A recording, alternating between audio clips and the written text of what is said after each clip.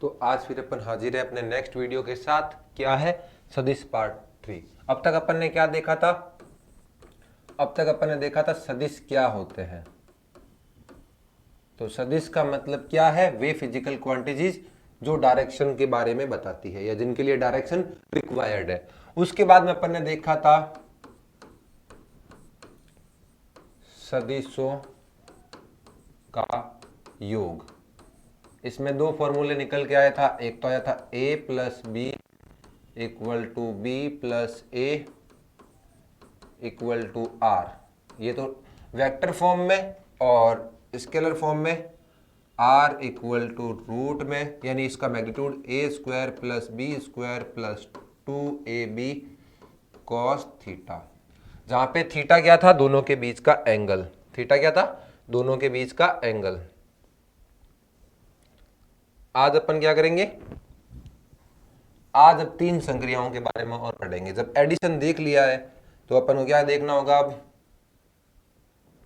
अब एडिशन देख लिया है तो अपन को देखना होगा सदिशों का अंतर। सेकंड हेडिंग आ जाती है सदिशों का अंतर। तो सदिशों का अंतर कैसे ज्ञात करेंगे? अपन को अच्छे से समझिए क्या करना पड़ेगा इसके अंदर। सदिशों के अंतर के अंदर अपन को फाइंड करना है a माइनस बी। तो a माइनस बी फाइंड करने के लिए जैसे अपन के पास में है ये वेक्टर a और ये है वेक्टर b।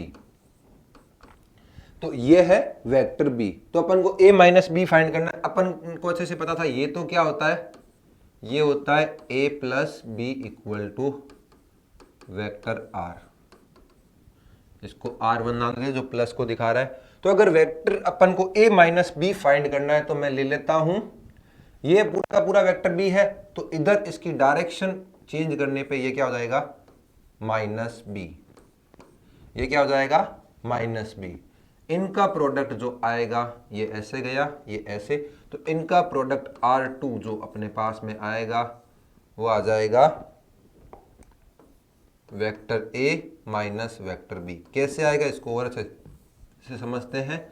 वेक्टर B अगर अपने पास में ये है, पहले अपन इसको ऐसे लिख दें, A माइनस बी को मैंने लिखा vector A plus vector minus का B। क्या लिखा? Vector A plus vector minus का B। अच्छे से समझ में आ रहा होगा आपको। आराम से देख लिया अपन ने। अब इसको देख लिया, फिर अगर अपने पास में ये वेक्टर B है यहां तक, तो माइनस बी क्या हो जाएगा? केवल और केवल इसकी डायरेक्शन बदल जाती है, ये अपने पास में आ जाता है vector minus B. Minus B vector आ गया, उसके बाद में अपन ने ट्राइंगल लॉ लगाया, तो ये क्या हुआ? ये इधर जा रहा है ए वेक्टर, ये इधर आ रहा है माइनस का बी वेक्टर। दोनों का जोड़ इससे उल्टा आने वाला, जो ये आर अपन लिखेंगे, तो ये दोनों का एडिशन होगा, तो ये आ गया आर वेक्टर फॉर्म में। क्या होता है? ए माइनस बी, ये होता है A plus vector of minus B. Minus B अपन ने निकाल लिया। और अगर इसका भी मैग्नीट्यूड लिखना हो, अच्छे से समझ में आ गया होगा अपन को फॉर्मूला। और अब इसका भी अगर मैग्नीट्यूड लिखना हो, जैसे अपन ने ये लिखा था R इक्वल टू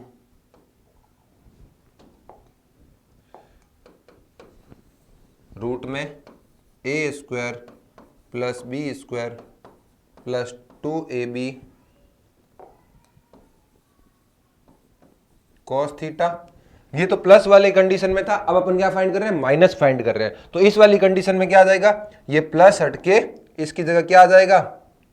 ये प्लस का निशान हटके, ये प्लस का निशान हटके ये प्लस का साइन हटके यहां पे आ जाएगा माइनस। क्या आ जाएगा? माइनस। इतना ही था वेक्टर का माइनस। अच्छे से समझ में आ गया होगा। आराम से फॉर्मूला भी ध्यान में रखना। अब अपन आते हैं अगला वेक्टरों का गुणा। थर्ड टॉपिक है सदिशों की गुणा। स्क्रीनशॉट लीजिए, साथ साथ समझने की कोशिश कीजिए। अब सदिशों की गुणा दो टाइप में होती है।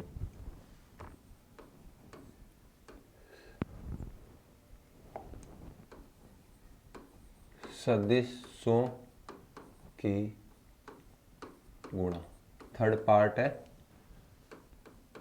और ये इंपॉर्टेंट पार्ट है। अब दो प्रकार की होती है, दोनों के नाम दे देता हूं मैं। अदिश गुणन या इसको बिंदु गुणन भी बोलते हैं, बिंदु गुणन,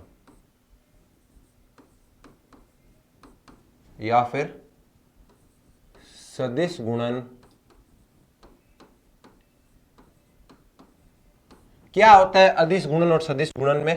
तो अगर अपन दो सदिशों की गुणा करें, अच्छे से समझते हैं, दो सदिशों की गुणा करें, किसकी गुणा करें? दो सदिशों की गुणा करें तथा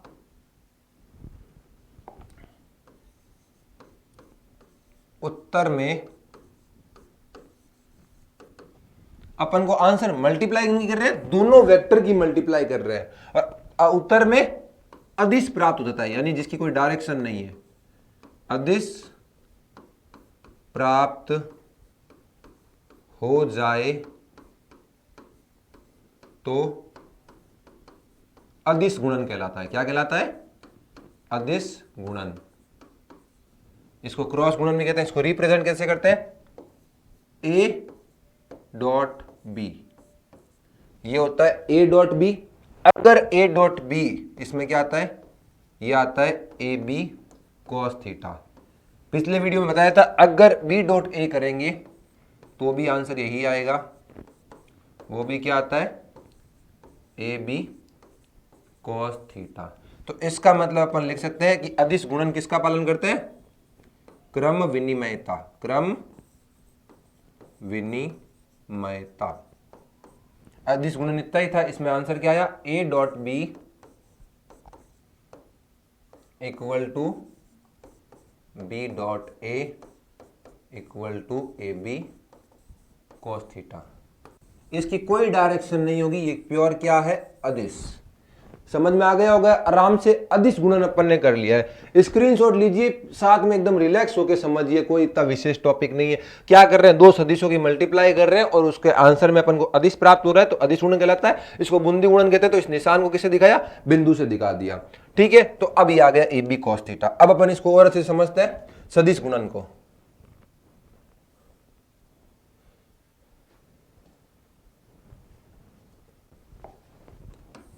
क्या है सदिश गुणन?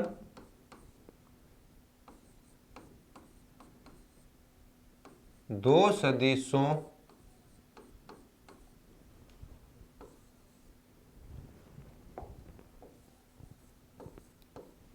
की गुणा करने पर यदि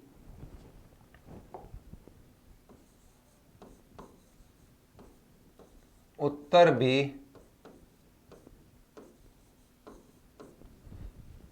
सदिश प्राप्त हो, उत्तर भी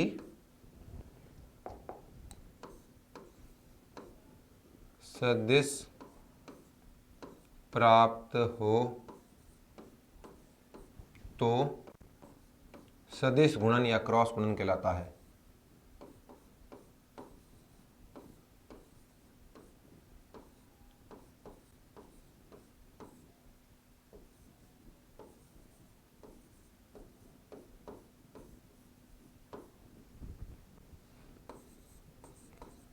अब इसको क्या कहते हैं? इसको क्रॉस गुणन भी कहते हैं। क्या कहते हैं? क्रॉस गुणन।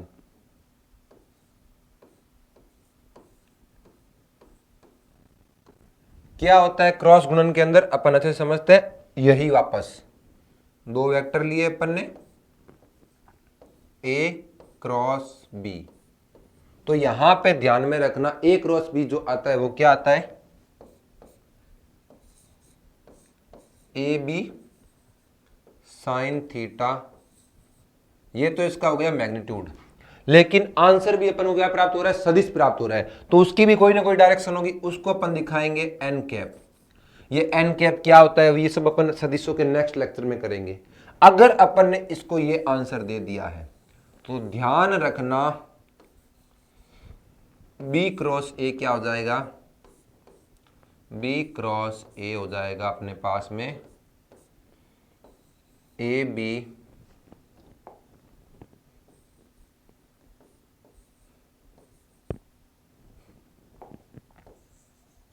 पता नहीं राइटिंग खराब कैसे हो रही है, ए बी साइन थीटा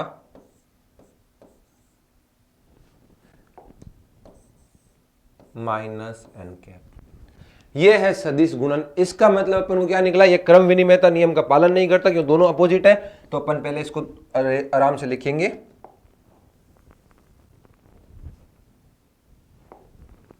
अतः दोनों बराबर नहीं होंगे। जैसे इसमें हुए थे ना कि दोनों बराबर हो गए, इसमें नहीं है। इसमें क्या है, a cross b not equal to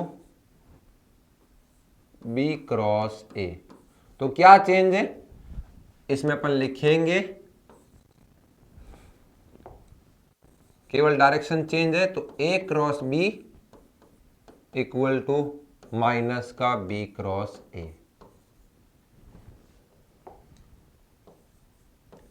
ये हो जाता है सदिश गुणन।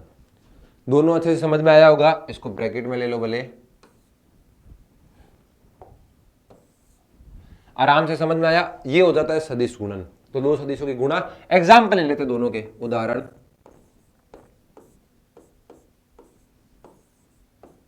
बल इंटू विस्थापन। लिखेंगे किससे, डॉट से लिखेंगे। किससे लिखेंगे, डॉट से। बल इंटू विस्थापन इक्वल टू कार्य।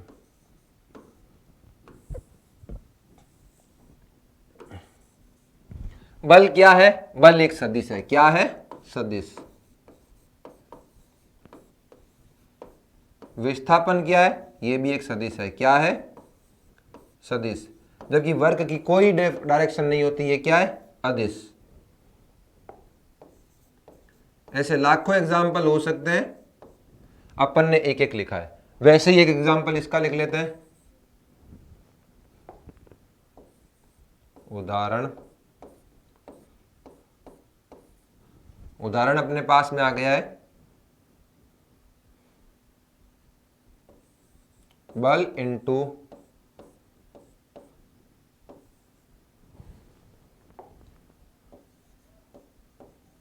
बलों की क्रिया रेखा से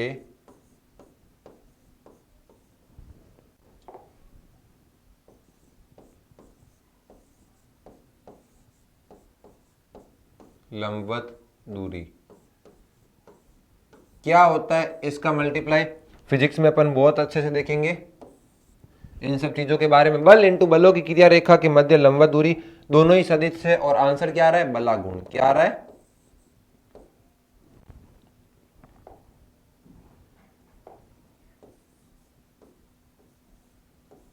बल आघूर्ण।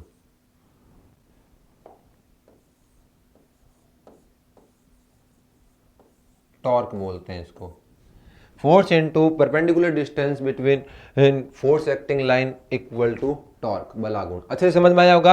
ये भी क्या है, सदिश। ये भी क्या है, सदिश। और ये भी क्या है, सदिश। ये ध्यान रखना। इसके फिजिकल सिंबल भी लिख देते हैं, एफ डॉट डी एक्स, क्योंकि फिजिक्स में ऐसे फॉर्मूला अपन ऐसे यूज लेते हैं, F dot D X equal to work. Work vector नहीं है तो इसके ऊपर लाइन नहीं आएगी। जबकि यहां पे अपन लिखेंगे फोर्स इनटू डी एक्स ले लो इसको भी, या एक्स ले लो, इक्वल टू टॉर्क। बलागुण को टॉर्क से दिखाते, तभी मैंने ये फॉर्मूला लिखा है ताकि अपन को ध्यान में रहे। ये फिजिक्स में फॉर्मूले काम में आने वाले हैं आगे आगे, जैसे अपन चैप्टर करेंगे। ये क्लास 11th के रोटेशन में आएगा, आराम से समझिए इनको। अब दोनों के एक एग्जाम्पल ले लिए, अब अपन और एग्जाम्पल करते हैं न्यूमेरिकल टाइप। अगर काटते हैं तो मैं अपन के पास सवाल कैसे आएंगे एग्जाम में, सवाल में आ जाएंगे क्वेश्चन अदिश के लिए, या क्वेश्चन लिख लेते हैं अपन, a equal to 1 i cap plus 2j cap plus 3k cap और b equal to 3i cap plus 2j cap plus 1k cap है। तो इस सवाल को समझेंगे अच्छे से, अपन सारी चीज करेंगे। क्या करते हैं, इसको पार्ट में तोड़ते हैं। First a plus B find करो। क्या फाइंड करो, a plus B. Second a plus B में डायरेक्शन रहने दो, a प्लस बी का मोड फाइंड करो। सेकेंड a माइनस बी का मोड फाइंड करो। थर्ड अच्छे से समझिए, इससे ज्यादा कुछ नहीं हो सकता। उसके बाद में a प्लस बी आ गया, a माइनस बी आ गया, a डॉट बी, या दोनों एक ही बात होती है, कोई भी एक कर लेंगे अपन, b डॉट a फाइंड करो। ये दोनों एक ही चीज होती है। उसके बाद में fourth a cross b find करो। एंड फिफ्थ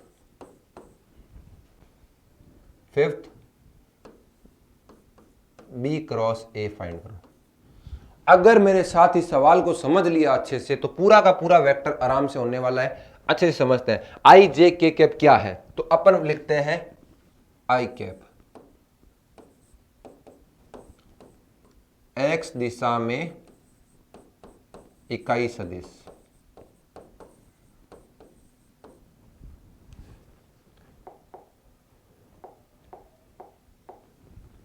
x दिशा में इकाई सदिश। क्या होता है इकाई सदिश, केवल इतना ध्यान रखो, ये आई कैप ये दिखाता है कि अपना जो वेक्टर है एक्स डायरेक्शन में जा रहा है। वैसे ही जे कैप क्या है, जे कैप क्या है, वाई दिशा में इकाई सदिश।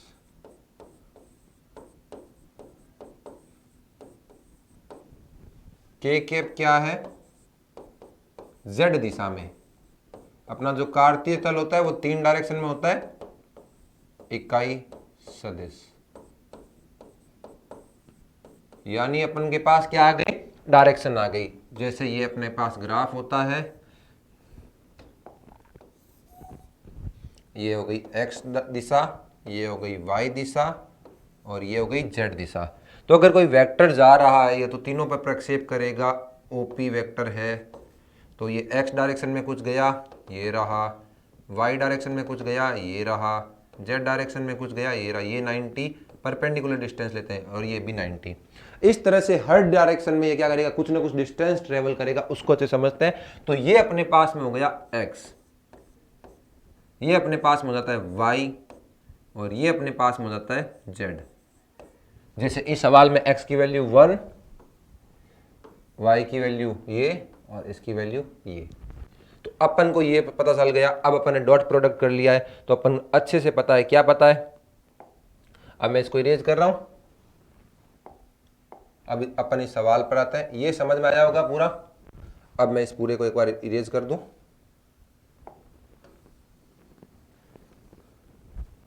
ठीक है, अब अपन क्वेश्चंस पे आते हैं। क्वेश्चंस पे आते हैं तो अपन को पता है, क्या पता है, अपन को अब इतना ध्यान में रखना होगा कि आई डॉट आई, ये ध्यान रख लो, i dot I equal to 1, क्योंकि cos 0 1 दोनों इकाई सदिश है। अच्छे से लिखते हैं इनको डॉट में और क्रॉस में। I dot I equal to J dot J equal to K dot K equal to 1।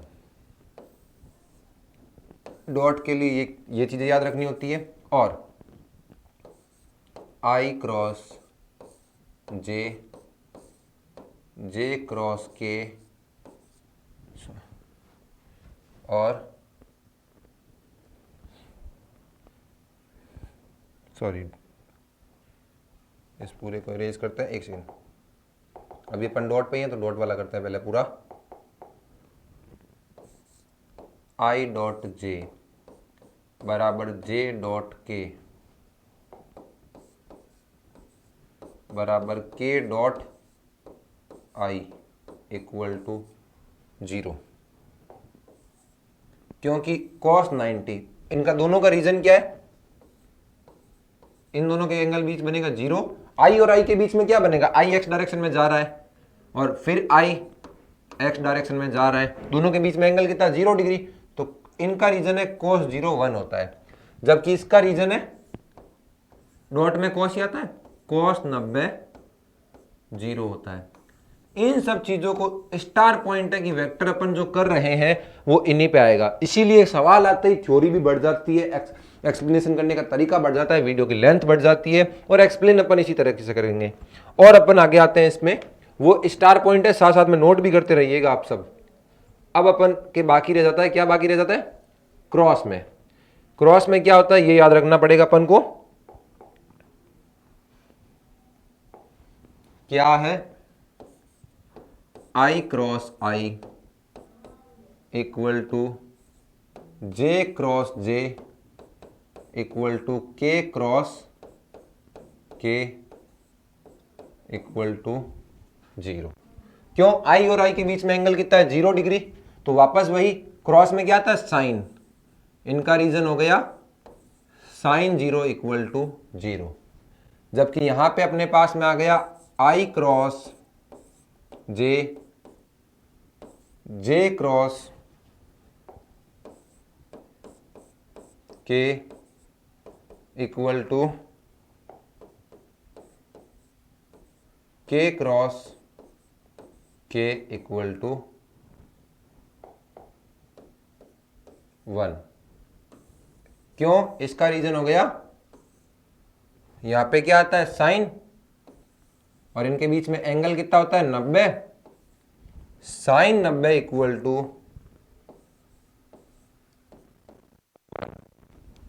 अब इसका थोड़ा सा उल्टा, इसको वेक्टर को और अच्छे से समझना पड़ता है क्योंकि डायरेक्शन बदलते हैं। अभी अपन ने देखा था, तो अगर अपन ने इसको जे क्रॉस आई कर दिया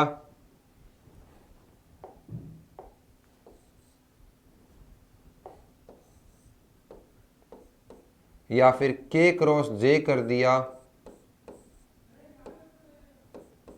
या फिर यहां पे एक सेकेंड, यहां पे आई था, क्या था आई, या फिर अपन ने आई क्रॉस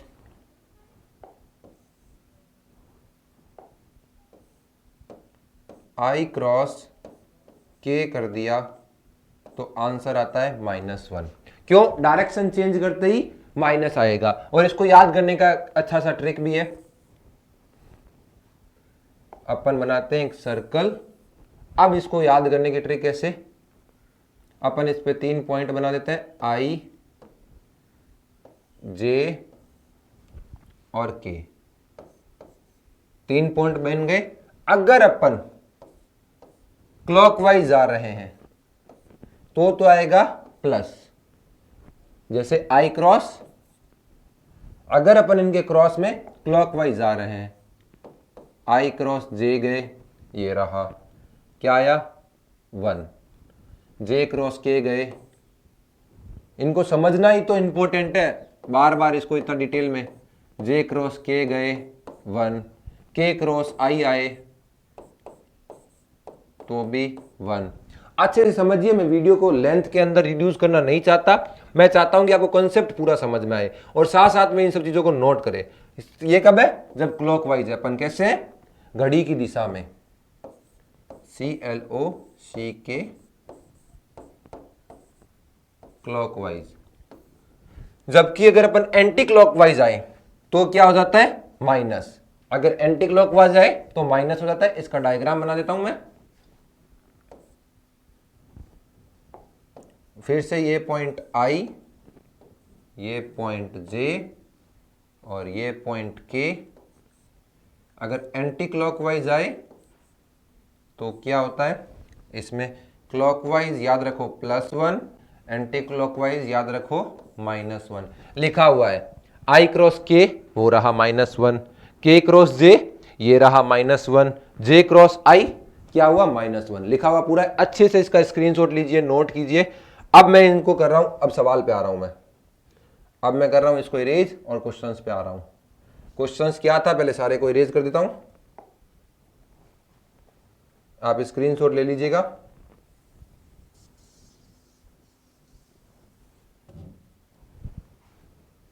ठीक है, अब अपन सवाल पे आते हैं।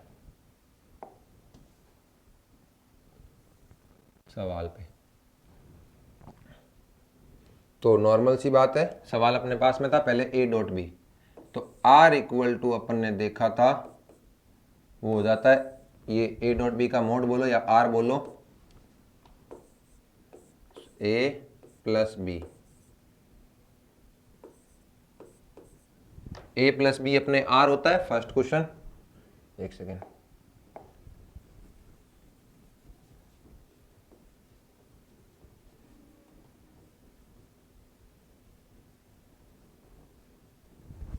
अपने पास में ये क्या होता है, ए स्क्वायर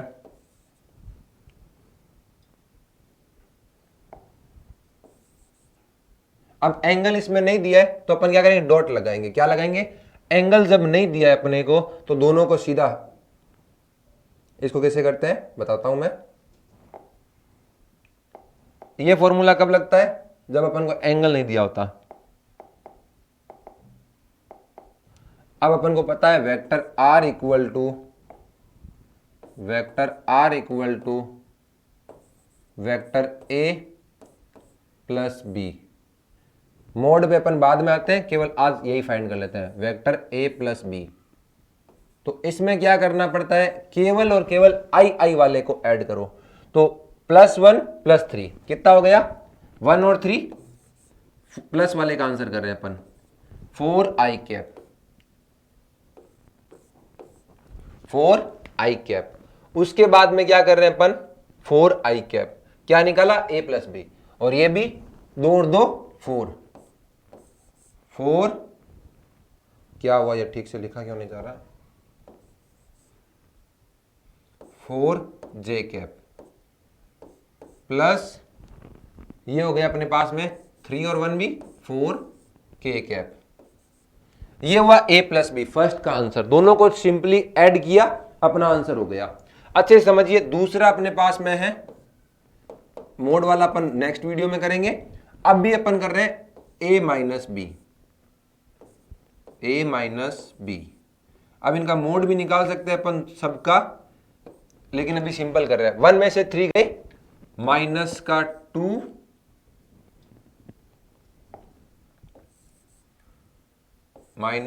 2 आई कैप, 1 में से 3 गए माइनस का 2 में से 2 गए प्लस का 0 जे कैप, और 3 में से 1 गए प्लस का 2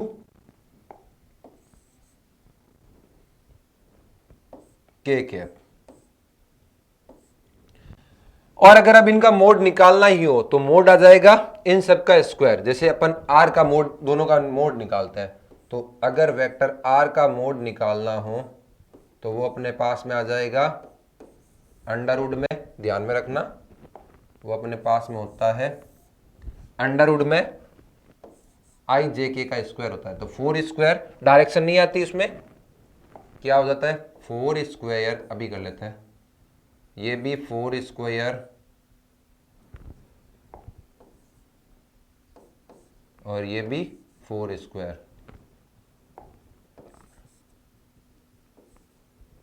तो इसको सॉल्व करेंगे, अपने पास में 4 स्क्वायर को कॉमन लिया तो रूट के बाहर आ गया 4, रूट के अंदर बचा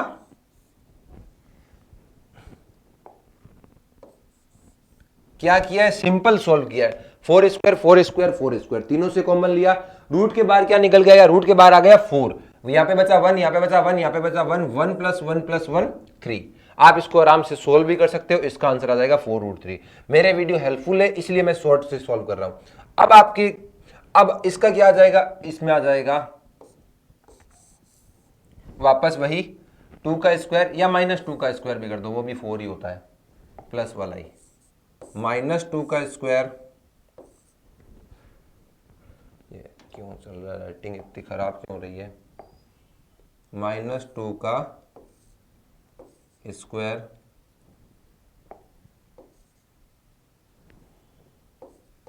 +2 का स्क्वायर। तो ये अपने पास में फिर क्या आ गया, 4 + 4 √8 आ गया। 4 + 4 = √8। ये अपने पास में क्या आ गया, a - b का मोड। इसी के साथ अपन वीडियो को यही रोकते हैं। जो क्वेश्चंस ऊपर पड़े हैं मैंने दोनों समझा दिए, उसके बाद में तो सिंपल है, आप इनको कीजिए। अगर समझ में नहीं है तो कमेंट कीजिए, मैं कमेंट में आपको समझाऊंगा A.B A×B अपन को कैसे सोल्व करना है। मैंने पूरा यहाँ पे अच्छे से एक्सप्लेन किया है। अगर आपको वीडियो के अंदर कोई भी परेशानी हो आप कमेंट कीजिए, बताइए नेक्स्ट वीडियो में कौन सा टॉपिक चाहिए, और मैं ऐसे ही आपके लिए हेल्पफुल वीडियो बनाता रहूंगा। इसलिए चैनल को लाइक, शेयर एंड सब्सक्राइब जरूर करें। Thank you.